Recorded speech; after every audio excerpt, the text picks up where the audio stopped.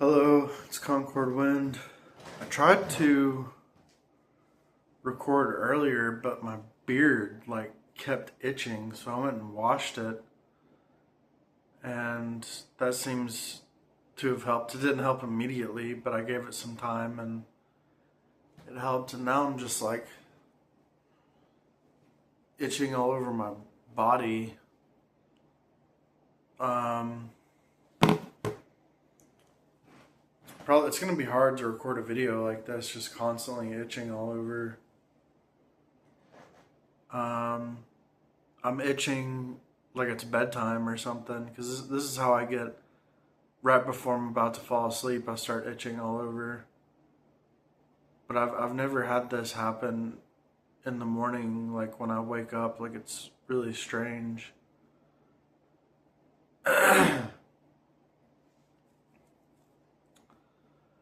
But I'm gonna do my best to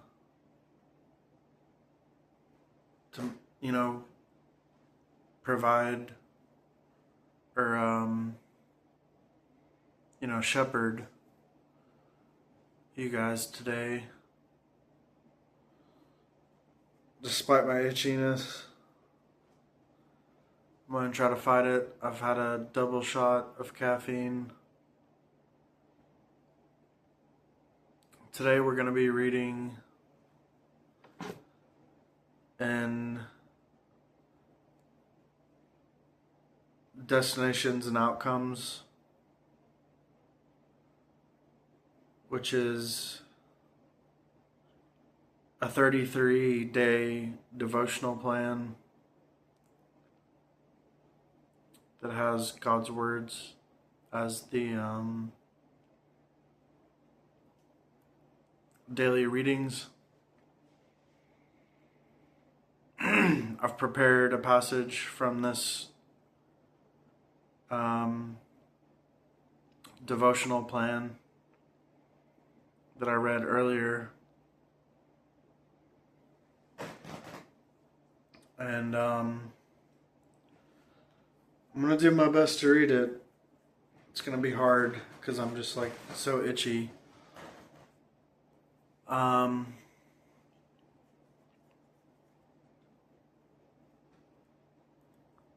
Alright. Now is the time when I determine the ending for each person, not the stage in which I begin to work man. I write down in my record book, one by one, the words and actions of each person, the path by which they have followed me, their inherent characteristics, and how they have ultimately comported themselves. In this way, no matter what kind of person they are, no one shall escape my hand, and all shall be within their own kind as I assign. I decide the destination of each person not on the basis of age, seniority, amount of suffering, and least of all, the degree to which they invite pity, but according to whether they possess the truth. There is no other choice but this. You must realize that all those who do not follow the will of God shall also be punished. This is an immutable fact.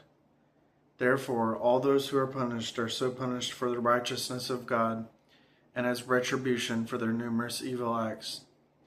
I have not made a single change to my plan since its inception. It is simply that, as far as man is concerned, those to whom I direct my words seem to be diminishing in number, as are those of whom I truly approve.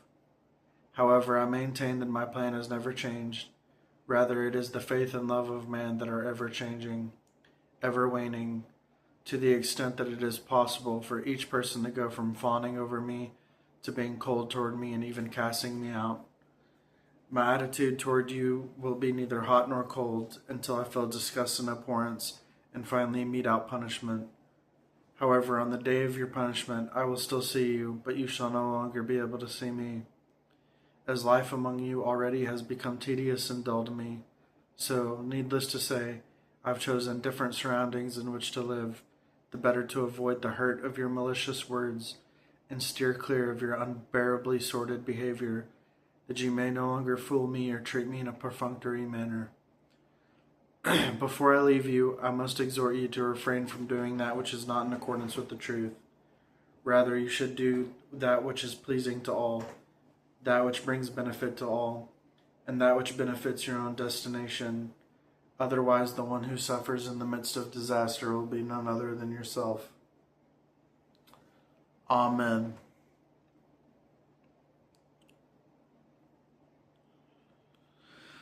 So,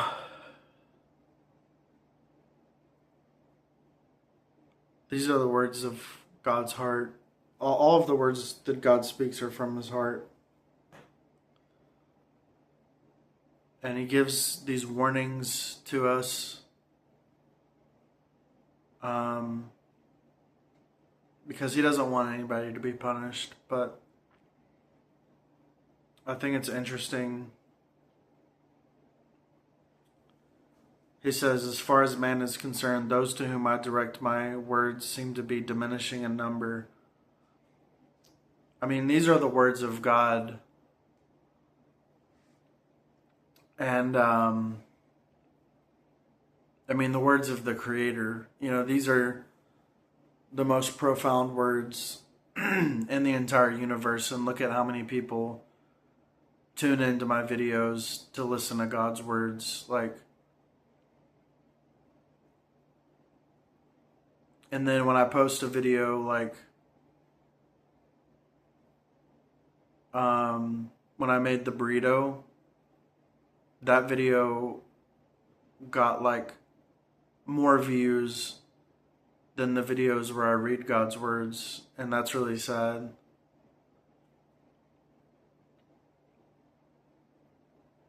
There's some videos where I read God's words that have quite a bit of views only because I promoted them. You know, like I paid money to get views for them, but like I don't have very many consistent viewers. And I think it's interesting, you know, God says, those to whom I direct my words seem to be diminishing in number, as are those whom I truly approve.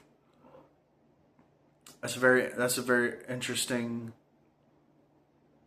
line of God's words, because I remember God also says the people of the church can only grow fewer in number. And, you know, it's very true. I've experienced it myself that, you know, I have 119 subscribers, and I get an average of like 4 views per video, if that. You know, out of 119 people, I get like 4 views per video. And that's really sad. And,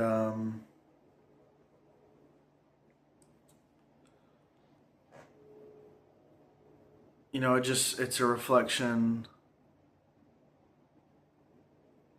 of people. Obviously, it is. You know, it goes without saying.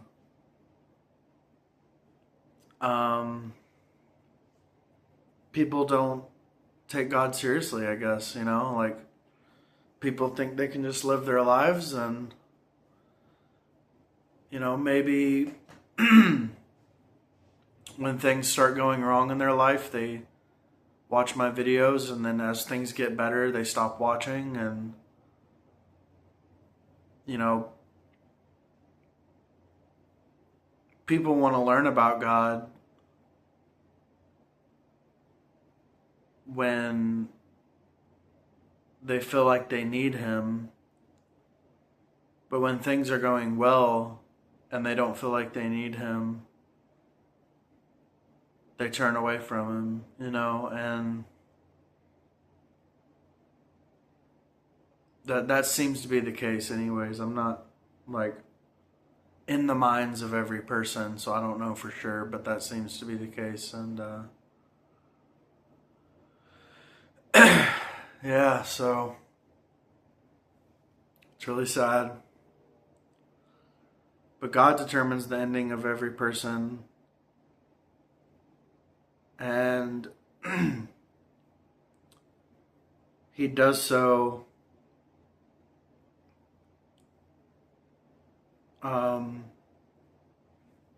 not on the basis of age, seniority, amount of suffering, and least of all, the degree to which they invite pity, but according to whether they possess the truth. So, God determines the outcome of a person based on whether they possess the truth. What does it mean to possess the truth? Well, to possess the truth is when you make the truth your life. It's when your ideology conforms to the truth, your principles conform to the truth, your nature conforms to the truth. It's when you view yourself, your friends, your family, God, the world, Satan, everything. You view everything through the truth. Like these glasses I'm wearing right here. Like your glasses should be the truth. You should look at everything through the glasses of the truth. That's how you should see everything. You should understand God through the truth, and you should understand yourself through the truth. You should understand the principles of practice from the truth. How to conduct yourself, you do that by way of the truth. You read God's words and learn how to conduct yourself. You learn everything that you should learn in this life. You should learn from God's words. Pretty much. I mean, there's some things like, just like basic common sense stuff, like, how to use electricity so that you don't get shocked. That's something that you can learn that doesn't come from God's words, that will keep you safe when using electricity. Just basic stuff like that. Obviously there are some things you can learn outside of the truth, but for the most part, everything that you should learn, like within the scope of spirituality and your conduct in daily life and your principles, how you handle different people, events, and things. Your understanding of how to do those things should come from the truth. And you should practice the truth. We should practice the truth. I practice the truth, But this applies to everyone, including myself, everything I'm saying. I just use you as a general term. But really, we...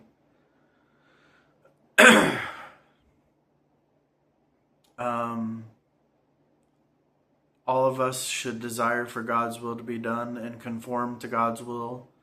We should understand God's will. We should know what God's will is for us. And God's will is for us to be compatible with Him, to be honest people who love the truth. We should be compatible with God. We should know God. We should love God. And all of this encapsulates being possessed of the truth. When you can practice the truth in your daily life and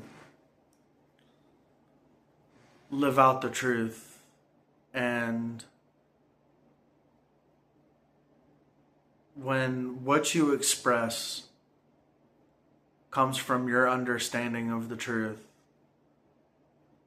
instead of what you express coming from your sinful nature, right?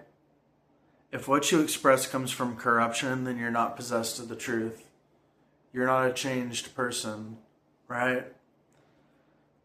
What you express must come from God's words. You must express your understanding of God's words. You should put into practice what you understand of God's words.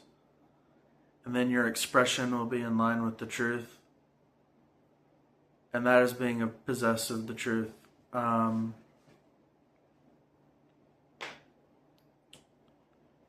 For example,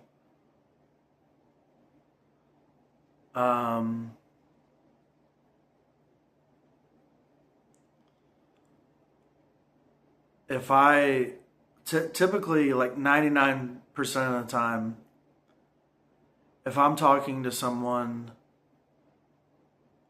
and without thinking I start to say something that's not true, I immediately correct it. And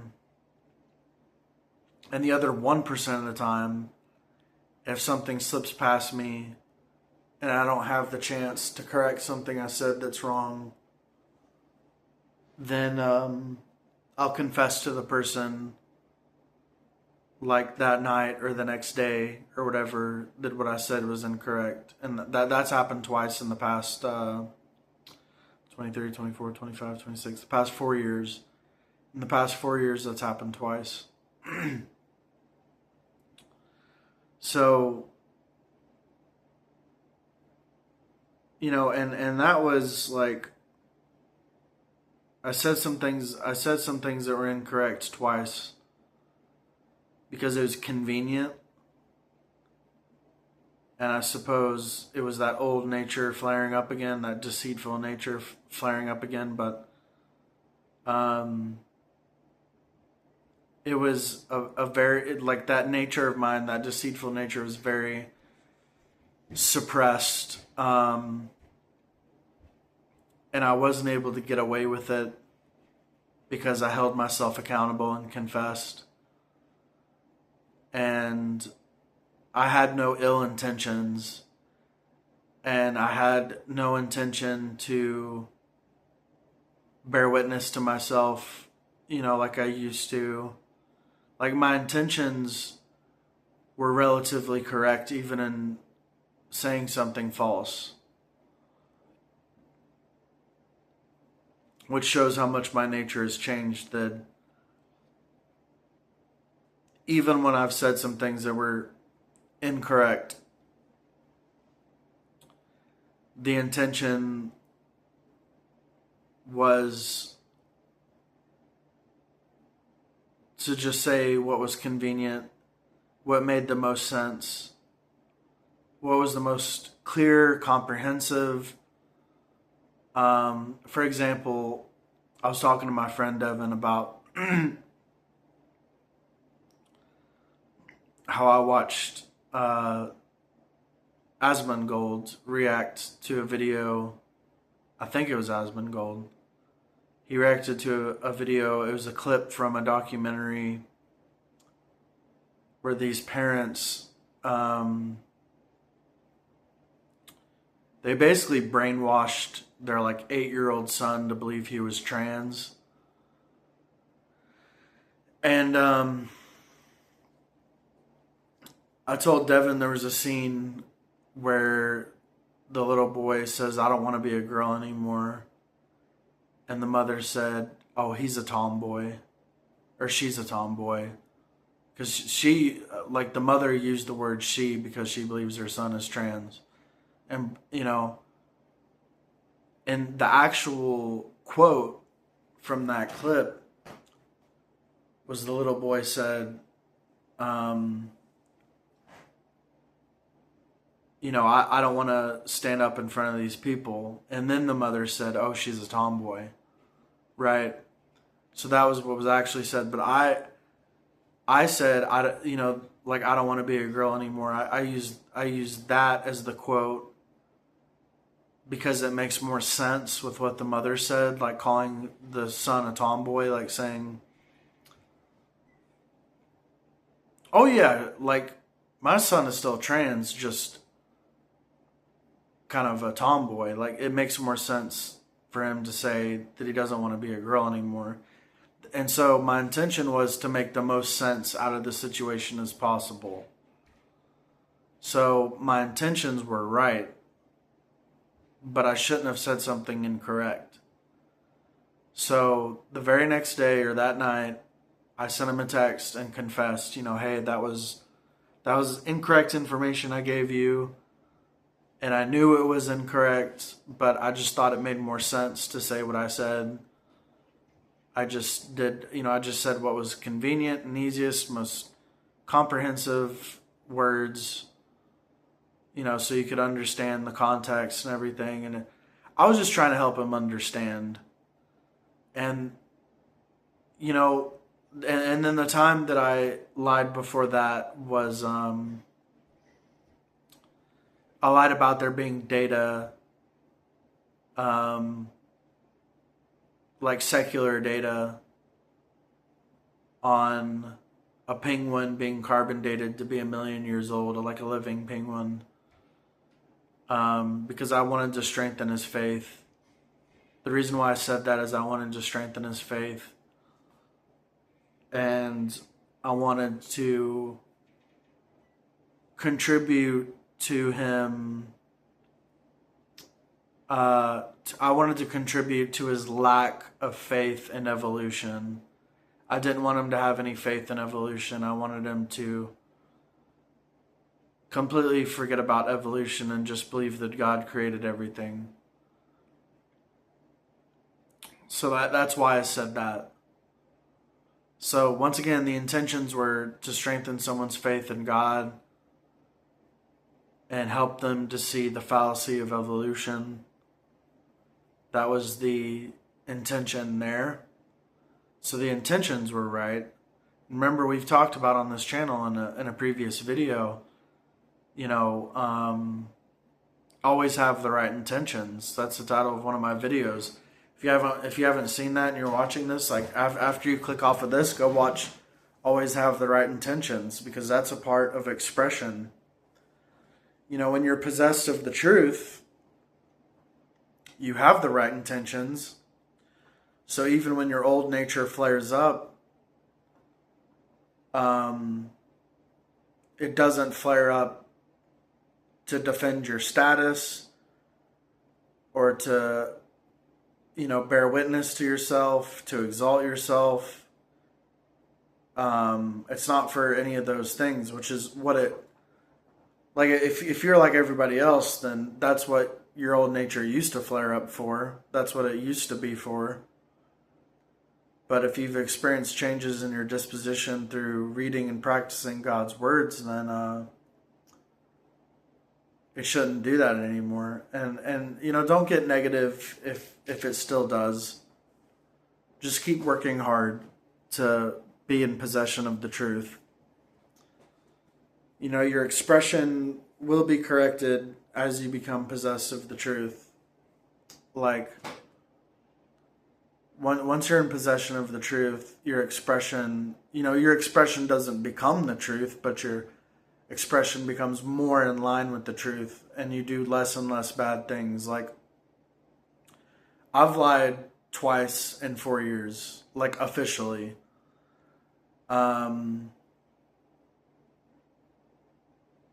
Obviously, I don't count things like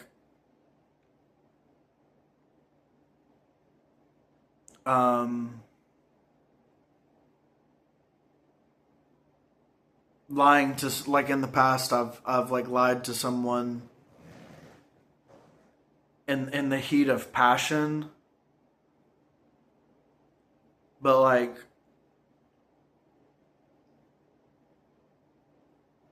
lustful passion, like I've lied to someone during a moment like that, like through Facebook or whatever. And I don't count that because, number one, I'm not in the right state of mind and I'm not thinking clearly. And it's the lust, which is, a natural instinct that God gave us. It's the lust that takes over in that moment that causes me to be intoxicated and unable to think clearly or practice clearly. And I think that's across the board for everybody. It doesn't matter how it doesn't matter how much progress you've made in practicing the truth. if you have a moment where you're taken over by lust, you might say some things that are not true, even if you've made a lot of progress in practicing the truth, because especially if you're single, because there might be some married people on here that are like, well, I don't do that. And it's like, well, because you're able to be intimate with your partner. That's, you don't have to compensate for lack of intimacy. But see, like, a single person has to compensate for lack of intimacy. And typically that means viewing porn or saying some things like speaking of one's fantasies that are false to a person. And the number two, the second thing, is that anytime I get the opportunity to confess to the people I've lied to in the heat of passion, like once I'm finished, I confess to the person and I'm like, hey, sorry about that. Lust took over me and I said some things that weren't true. I'm really sorry about that. And I've done that in the past. And so, once I was clear-headed, I was able to confess. And maybe it does count. But even that's happened less and less over time. So, like, my expression has been righted more so since I began practicing the truth. But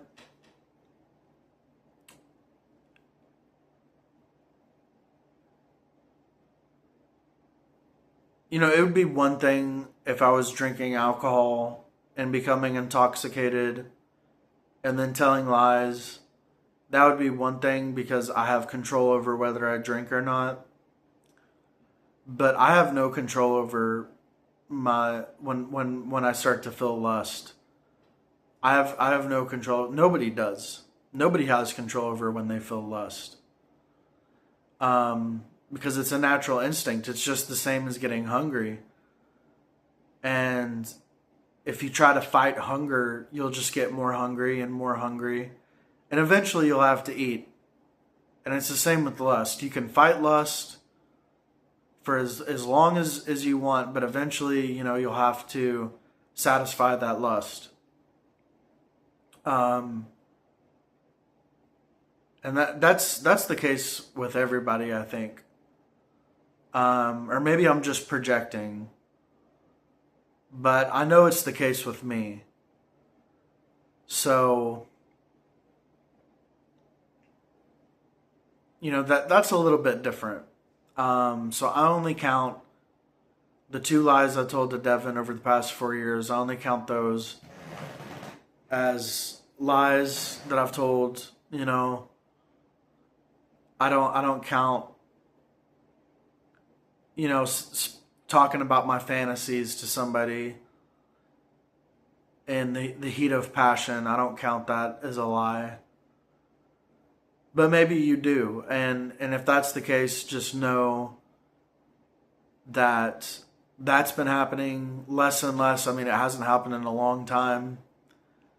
I'm doing a lot better about that. And when that did happen in the past, I would always confess when I had the opportunity to. Sometimes I got blocked before I could confess, but anytime I got the opportunity to confess, I would. And a lot of times I would unsend the message so that they wouldn't even read it. Like, I would unsend it before they could read it. So there was a lot of, resistance. I resisted those urges, and I rebelled against my flesh. I practiced rebellion against the flesh. And, I always fought to practice the truth. I've always fought to practice the truth. I've always rebelled against myself. And, just like last night,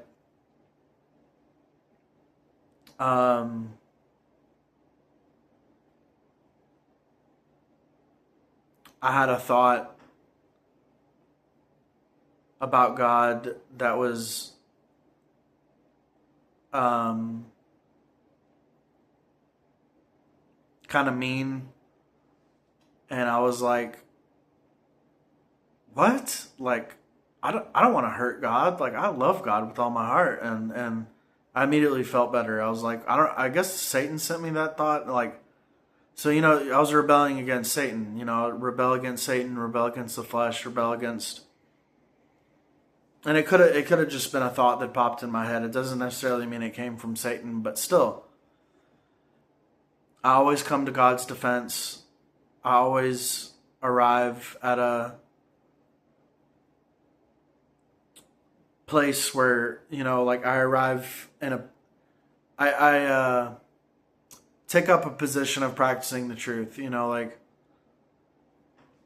and I take up a defensive position. I defend God. I defend the truth. And in doing so, I rebel against my flesh, and I rebel against Satan. And so yeah, there's a lot of experience where I learn something, but it passes by and I forget about it. But I typically remember what I learned, but I don't remember the experience exactly. But there's so many times, like, where I've pursued the truth really more than practice. But there's so many times where I'll see something, view something, like an event, a situation. I'll hear people talking, and I'll hear what they're talking about and their views on different things or whatever. And I immediately begin to compare what they're saying to God's words. And I discern what they're saying, and I discern their nature through God's words. And I compare them to myself and see that, oh, I used to be like that. Before I started practicing the truth, I was like that. And I just, very reflective, very,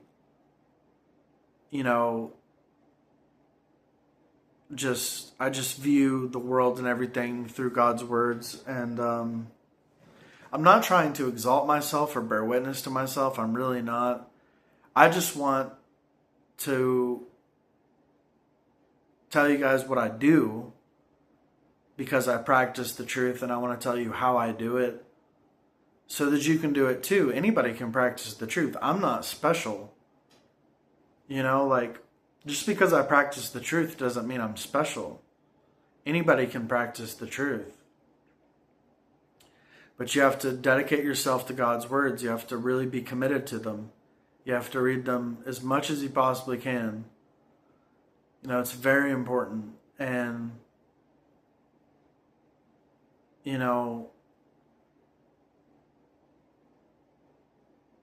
that's pretty much it. Once you learn God's words, you'll be able to practice them, and you'll understand. And God's words are very powerful, and they'll have an effect on you as long as you read them. So make sure to read God's words. And yeah, I guess that's it. So thank you so much for watching. The itching got better as the video went on. Now I'm talking about it, it's starting to come back a little bit, but I was able to record this video, so thank God for that. And God bless, and goodbye.